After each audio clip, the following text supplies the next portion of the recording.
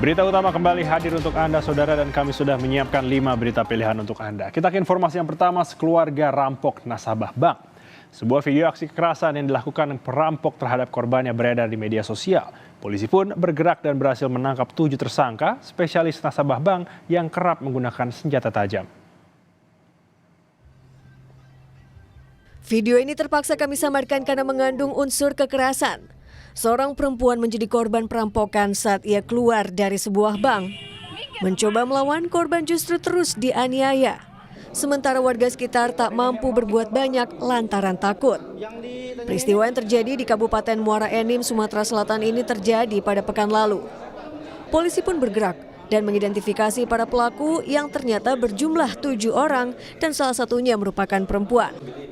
Mereka merupakan satu keluarga asal Rejang Lebong, Bengkulu. Mereka ditangkap di Kabupaten Magelang, Jawa Tengah di sebuah homestay. Dan berikut modus perampokan menurut polisi. Operandinya mereka, ini yang perempuan bernama Resa Natalia yang melakukan pemantauan di bank, kemudian memberikan informasi kepada para pelaku lainnya. Dan para pelaku lainnya ada melakukan yang eksekusi atau sebagai eksekutor, dan ada yang mengambil barang, dan juga ada yang mempersiapkan kendaraan dan sebagainya. Dari hasil penyelidikan, para pelaku sudah beraksi di 3 lokasi, yakni di 4 Lawang dan Muara Enim, dengan membawa kabur uang hingga ratusan juta rupiah. Kekompakan satu keluarga ini pun berujung bui. Mereka terancam hukuman 12 tahun penjara.